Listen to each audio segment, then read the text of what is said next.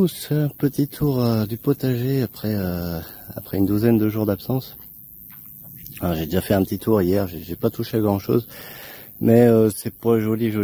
Bon, il y a quand même des trucs qui vont bien, hein, donc tout n'est pas à jeter, mais voilà, bah écoutez, on va faire un petit tour tout de suite. Vous voyez, j'ai pas tondu, hein, c'est encore un peu le bazar. Bon, ça va, je vais pouvoir tondre, dégager un peu ça. C'est pas non plus la jungle, mais bon, il va falloir que je fasse un petit peu de ménage. Ici, j'ai constaté que les oignons avaient commencé à sécher bien, et certains étaient montés en fleurs. J'ai coupé ça hier soir. Vous voyez, hop. Donc il y en a quelques-uns. Je pense que sur la fin, ils ont dû être stressés entre le temps qu'il a fait et puis là, en fait, il a fait chaud. On est en pleine canicule depuis 2-3 jours et bon, il a plu un peu ce matin. Ça s'est un peu radouci, je dirais, mais il va quand même faire chaud là cet après-midi et il fait un peu gris. Alors ça va, ça tape pas trop, mais bon, c'est lourd, on va dire. Bon, peut-être que certains oignons se sont sentis stressés. En tout cas, ils ont commencé à bien sécher. Et même certains, j'ai vu, ils ont été mangés. Alors je sais pas s'il n'y a pas eu un ravageur, un mélange entre les oignons qui sèchent et un ravageur en plus. C'est assez curieux. J'étais absent, donc j'ai pas pu voir de toute façon. Mais bon, en tout cas, ils sèchent. Hein, on voit bien qu'ils sèchent. Voilà, clairement. Alors j'espère que vous allez bien m'entendre parce que j'ai pas mon micro non plus. Je sais pas ce que j'en ai fait. Il n'y a pas trop de vent, donc ça devrait aller. Et en tout cas, les oignons que j'ai mis ensuite, donc mes oignons à moi, parce que pour rappel, c'était les oignons du commerce en début de planche, et là c'est mes oignons, et ils vont très bien. Ils vont très bien, ils sèchent un petit peu aussi sur le haut des tiges, mais dans l'ensemble, ils vont bien. Je pense qu'ils arrivent doucement en fin de culture eux aussi. Derrière, les haricots. Alors, les haricots vont bien. Donc le grillage s'est un petit peu renversé. Par le poids des haricots, même si ils étaient pas très nombreux cette année, les haricots à rame, il y a eu quelques trous comme je vous expliquais, ça a quand même fait un peu tordre le grillage. En même temps, j'ai mis des poteaux pour maintenir le grillage qui sont vraiment bas par rapport au grillage, donc forcément c'est pas top. Bon, par contre, les haricots nains donnent, eux, hein, ils sont plutôt pas mal. Il va falloir que je récolte ça. Il y en a pas mal. Donc c'est correct. Les haricots à rame ne donnent pas encore, mais il y a des fleurs. Mais de toute façon ils sont pas très nombreux. Mais je sais pas si on voit, mais bon, voilà, le grillage se penche. Bon, c'est pas très grave. Les laitues là-bas toujours en fleurs, hein, ça se discute pas. Alors, les aubergines par contre. L'aubergine greffée, elle fait vraiment la tête. Elle s'est renversée, elle s'est cassée. Bah vous voyez, j'avais pas vu. Ça, je l'avais pas vu et voilà, elle s'est cassée. Il y a peut-être eu un coup de vent, je sais pas trop. D'habitude, je tuteur jamais les aubergines, j'ai pas de soucis, mais là, je sais pas.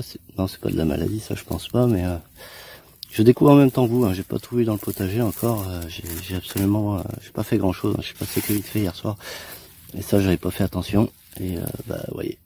Je sais pas ce qu'il y a eu, peut-être la tête trop lourde, j'aurais peut-être dû la tutorer vu qu'elle était plus haute que les autres.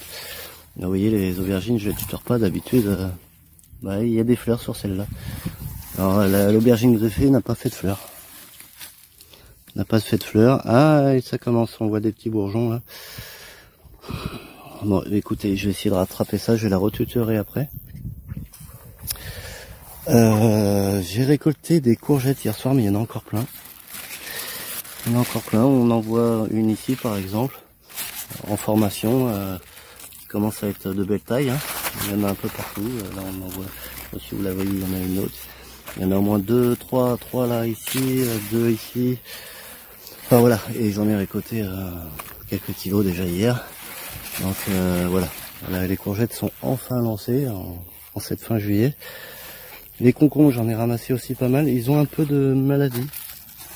Voilà, je suis pas très fort en concombre, en maladie ou quoi. En tout cas, ils produisent. Ils sont montés même en haut du grillage.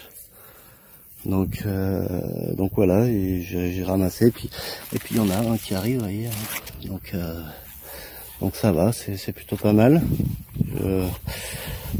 Par contre, voilà, j'espère qu'ils vont pas trop tomber malades, de faire en sorte qu'ils me donnent quand même pas mal de concombres. On va continuer ici, hop.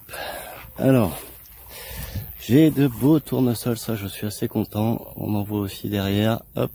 Donc ça ils sont plutôt pas mal, les capucines aussi. Les tomates, alors ça c'est les tomates sauvages qui ont poussé tout seuls. Et plein de milieux, et vous allez voir les tomates, c'est pas giron. Donc j'ai pas mal de betteraves qui sont ressorties du sol, mais j'en ai quand même une ou deux qui ont pas trop aimé l'expérience de pas trop arroser et d'être mis en terre directe. Donc je sais pas, je vais peut-être leur donner un coup d'eau, voir si ça les aide, mais bon, dans l'ensemble, on va dire à 95% elles sont sorties, hein. Il n'y a pas de souci, elles sont toutes là. Celles que j'avais un peu plus tassées aussi, elles sont très belles. Il va falloir que je désherbe un petit peu tout ça, hop.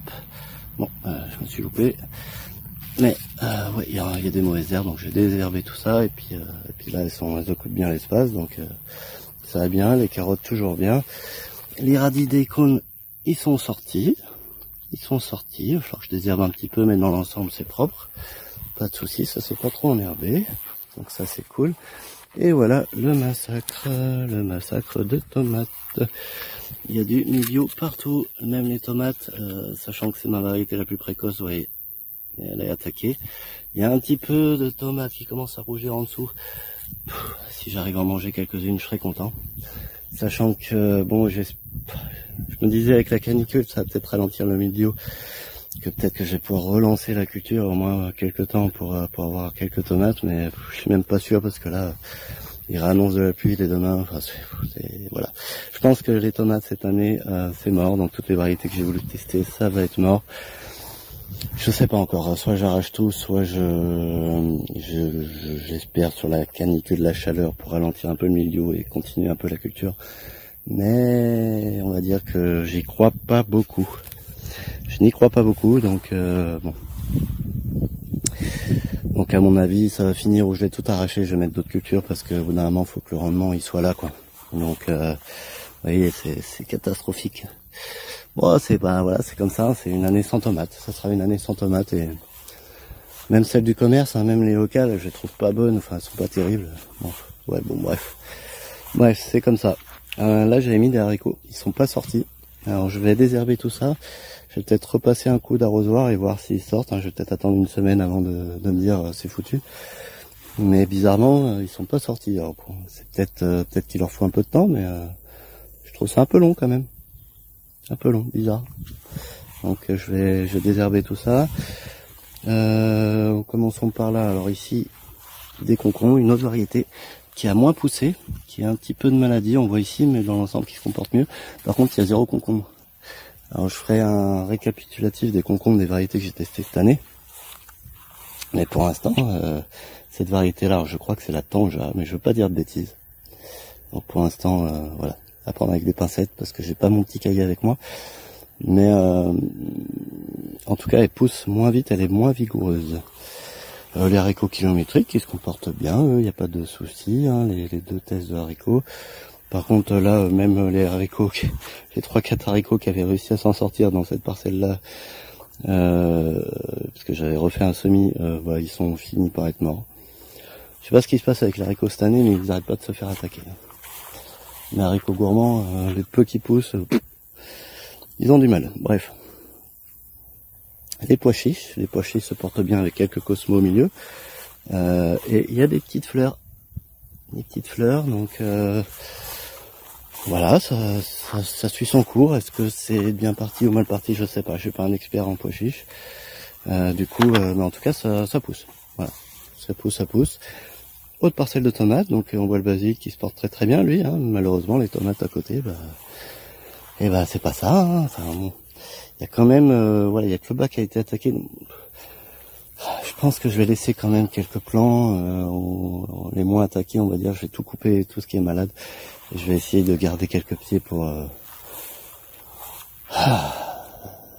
essayer d'avoir un peu de tomates quand même. Ça serait bien, même si c'est pas beaucoup. Je pourrais peut-être essayer quelques variétés, goûter quelques variétés que j'ai voulu tester, ça serait bien. C'est dommage, hein, mais bon, c'est comme ça. On peut pas tout avoir chaque année, et cette année, c'est quand même pas mal de cultures en échec, hein. Bon, c'est comme ça. En tout cas, les haricots, moi j'ai demandé, eux, il n'y a pas de souci, hein. Et puis on voit des gousses. On voit pas mal de gousses en formation. Je sais pas si vous voyez, c'est pas mal, hein. C'est pas mal du tout. Il y a encore des fleurs, donc ça pour le coup, ceux-là ils réussissent pas mal. Et c'est des haricots du commerce, hein, achetés à grande surface. Hein, c'est pas un semencier, donc ça marche bien, ça marche bien. Et là, on a fait le tour. On a fait le tour des petites parcelles. Et là, on va aller voir les grandes parcelles. Les grandes parcelles, bon, ça n'a pas trop changé, mais pas de surprise. Hein. Ce qui est mort au niveau des patates est définitivement mort, on voit plus rien, tout simplement. Hein. L'autre culture qui suit son cours, donc résistance au milieu et non résistante au milieu, et bon, on voit la différence. Donc ça n'a pas changé depuis la dernière vidéo. Les poireaux se portent bien, il va falloir que je continue à en mettre. Et là, alors là, c'est la forêt vierge. Je suis passé rapidement hier soir vite fait en regardant s'il n'y avait pas une pastèque ou des melons, et je suis incapable de retrouver les melons. Sérieusement, en fait je m'attendais pas, l'année dernière ça s'était pas exactement comporté comme ça. Ça avait eu un petit peu de maladie, ça avait perdu quelques feuilles, et surtout ça s'était pas développé autant sur les côtés. Et surtout pas dans le sens là en fait. Ça avait débordé un petit peu dans le sens à droite, mais pas à gauche. Enfin moins en tout cas. Et là c'est l'inverse, c'est assez curieux. Je ne l'explique pas, mais dans tous les cas, en fait, les melons, je les avais mis, le début de la parcelle, elle commence là. Et du coup, les melons, ils doivent être quelque part par là. Tout le long, là, on va dire, plus ou moins. Bon, j'ai déjà, pour aller là-dedans, c'est un peu compliqué. Donc. Et en plus, en fait, là, ils sont en train de déborder sur mes patates douces. Regardez, il y en a un même jusqu'au milieu de la parcelle, là-bas, qui dépasse le milieu, qui est sur la bâche noire des patates douces, alors que là, il y a une zone de paillage patates douces. C'est hallucinant quoi, l'allure où ça pousse. Faut dire que j'ai pas mal amendé cette zone, donc je suis un peu surpris de l'ampleur, mais surtout de ce côté-là, parce que l'autre côté c'est pas le cas, c'est ça qui est marrant. Du coup, je pense que je vais simplement tailler. Je vais arrêter je vais vraiment bloquer la culture à cet endroit-là pour que les patates douces puissent s'exprimer quand même. Et en tout cas, il y a pas mal de courges. Hein. J'ai été voir farfouiner dedans. Il y a pas mal de courges en formation, donc je suis assez content. Mais c'est vraiment étonnant, parce que là, en fait, vous voyez, par exemple, il y a des patates qui repoussent là-dedans, donc c'est mélangé. Ça tombe bien, parce que vu que j'ai perdu pas mal de patates, je pense que je vais les laisser. Et je vais les laisser, de toute façon, elles sont là, voilà. Et en plus, là, par exemple, les courgettes que j'ai mis au bout aussi, j'arrive à les retrouver, hein. Je retrouve les feuilles de courgettes qui sont là. De courgettes. J'ai dit courgettes, pastèques, excusez-moi. Pastèque, et vous voyez, par exemple, là, il y en a une, donc je sais que le pied, il est quelque part par là, et d'ailleurs, je vois encore les feuilles à travers. Donc là, ça pousse moins que de l'autre côté. Alors pourquoi il me semble que j'ai mis plus de curcubita maxima côté patate douce que côté ici. Donc c'est peut-être ça la différence. Je sais pas. Donc là, il y a pas mal de hautes herbes. Alors là, c'est pareil, regardez où je suis. La zone, elle commence là où il y a le poteau, là, ici. Je suis à 1, 2, 3, 4, 5, 6, 7 mètres. Et c'est déjà là, alors qu'on est que, finalement, on est au mois de juillet, c'est presque le début de la saison. Enfin, presque, on est en milieu de saison, fin juillet. Ça pousse extrêmement bien, mais pas dans... Plus dans le sens patate douce et nord, on va dire, que sud. Et puis l'autre côté, de coup, c'est l'est. L'inverse des patates douces, c'est l'est. Plus vers l'ouest et le nord que vers le sud et l'est. Et alors le sud, l'année dernière, c'était le cas. Ça poussait vers le nord aussi, mais par contre, ça poussait vers l'est, pas l'ouest. C'est assez curieux, j'ai pas d'explication.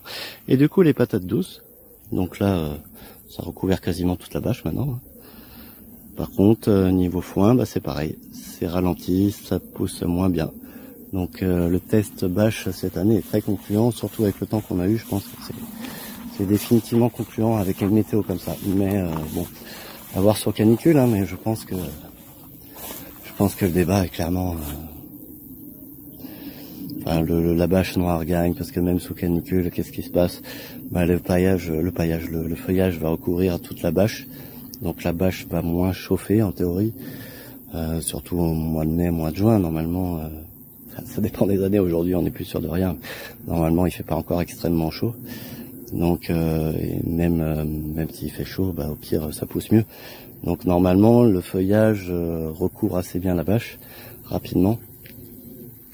Et sous canicule, même si la bâche peut-être retient moins bien l'eau qu'un paillage de foin, et encore ça, c'est une hypothèse, c'était même pas une certitude. Je pense qu'il faut apporter de l'eau quand même. Mais ça fait 2 ans que j'ai pas besoin d'eau et c'était le but de ces grandes surfaces, c'était pas d'apporter d'eau. Donc tant qu'il n'y a pas de réelle canicule et de sécheresse, c'est compliqué